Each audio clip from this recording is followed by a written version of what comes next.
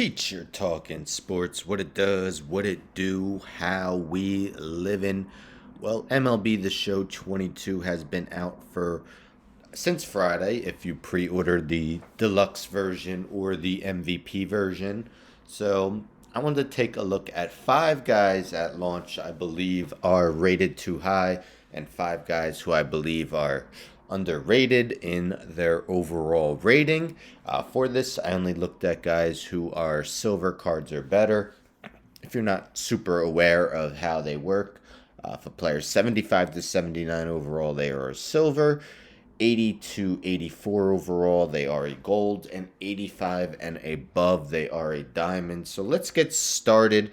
I'll start with five that I believe are too high, starting with two lower diamonds. First, we got Ketel Marte, an 85 overall, so he is a diamond. Now, don't get me wrong, Marte is an excellent player. I know the Diamondbacks just extended him, and I believe it was for excellent value. I just don't see him as a diamond player. Don't get me. He did very well last season. 90 games, 318 batting average, 909 OPS. Finished fourth in NL MVP voting in 2019. Defensive metrics very much soured on him last season, although that was mostly at center field. He, as you see, his card is as a second baseman. I see him as more of a high gold player, though.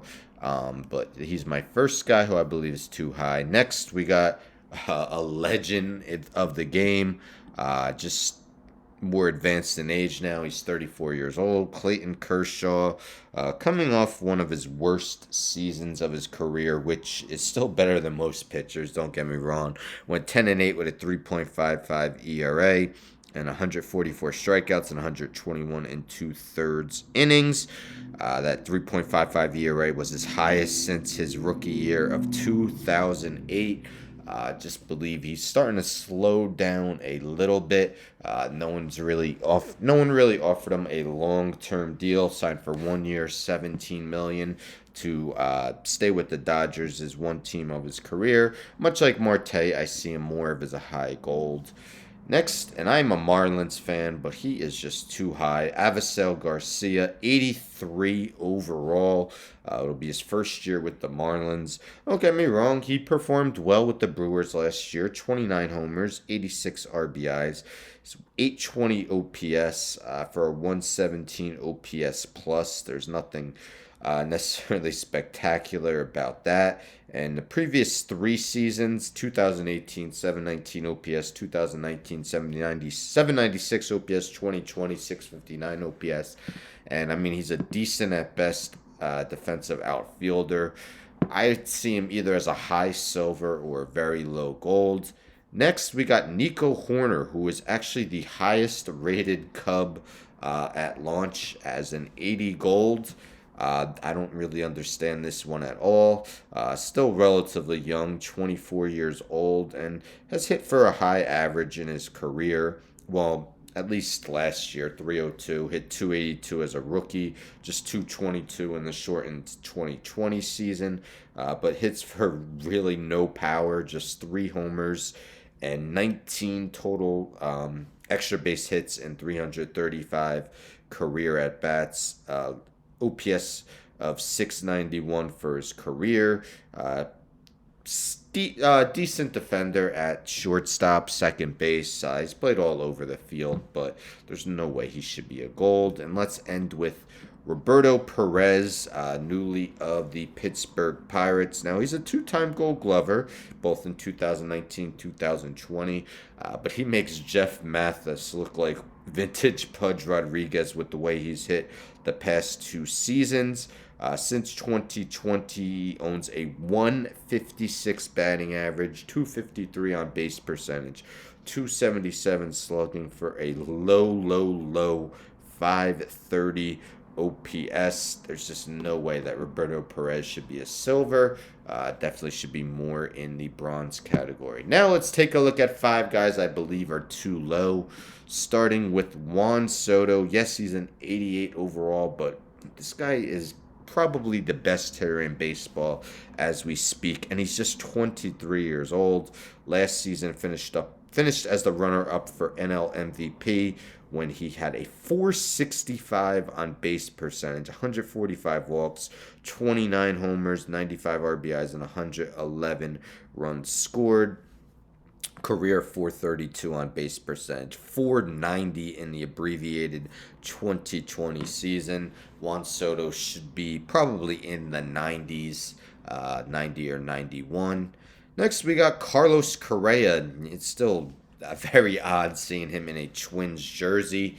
There's a lot of diamonds at launch, and I just don't understand why Carlos Correa isn't one of those diamonds. He's definitely, to me at least, a better player than some of the guys who started off as diamond. Coming off a year in which he won his first Gold Glove, finished 5th in MVP voting, signed what probably will end up being just a one-year deal with the Twins, but last season, 279 average, 850 OPS, 26 homers, career 127 OPS plus an 837 OPS with 133 RBIs. Just an outstanding shortstop. Arguably was probably the most sought-after free agent this past offseason. Didn't get the long-term deal he necessarily was expecting, but he has a solid season with Minnesota this year, and it should be coming. Next, we got Emmanuel Clase. I don't understand how he's not at least a gold with the season he's coming off. Last season, a 1.29 ERA, 24 saves, 9.6 strikeouts per 9 innings, 0.96 whip, finishing 5th in AL Rookie of the Year voting. The 24-year-old, he definitely should be at least a gold. Willy Adames, what a performance it was after he was traded from the Rays to the Brewers. Also believe he should be a low gold. In his 99 games with the Brewers, 20 homers, 285 batting average, 886 OPS, while also performing very well in the field at shortstop, finishing 16th in NL MVP voting despite beginning the year with the Tampa Bay Rays. Also had a very solid 2020 season with Tampa Bay. Also believe he should be a gold. And last, we got Marcus Stroman, now of the Chicago Cubs. I'd see him more as like a 79 or 80 overall. Last season, started all 33 games. Well, not all 33 games, but really didn't miss a start, is what I meant to say. 3.02 ERA, 1.14 whip. Didn't walk many hitters, just 2.2 per 9 innings. 3.59 strikeout to walk ratio. 2017, he finished 8th in AL Cy Young voting with the Blue Jays. Didn't pitch in 2020, but 2019 was an all-star with a 3.22 ERA while with Toronto and the Mets. Either see him as a high silver or a low gold. So there you have it. 5 players I believe were rated too low. 5 players I believe were rated too high. I seem to find a lot more guys I believe were rated too low. A few others that I can mention include Lucas Giolito, Whit Merrifield, Chris Bassett. They are 80, 79, 79 respectively. Ian Anderson, 78. Brandon Nimmo, 78. Hyunjin Ryu, 78. Trevor Rogers, 77. Jonathan India, Luis Castillo, 76. I believe those guys are rated too low. A couple others I believe are rated too high. Trevor Story as an 84, just have the same rating as Carlos Correa. I think it's pretty obvious that Story is not better than Carlos Correa at the moment. Otherwise, a few catchers like Manny Pena, 78, Elias Diaz, 77. Then we got Tyrone Taylor, 77. Jose Iglesias, 76. Carlos Santana, 75. Santana really hasn't been good the past few years. But let me know in the comments who you believe are underappreciated, overappreciated with the initial ratings in MLB The Show 2022. I definitely plan on doing more show videos, whether maybe I'll do like predictions when I know roster updates are coming, ratings updates. I could predict who I believe will move up to diamond, maybe move up off a diamond, move the gold, move the silver, things like that, or maybe go over ratings updates. But teacher talking sports video game. In this video, I love MLB The Show. Honestly, really the only sports game I play at the moment. Used to play 2K annually. Just kind of fell out of love with that game. But MLB The Show, Diamond Dynasty is where it's at. Don't forget to subscribe, like the video, share the video, hit the bell for notifications. I'm out.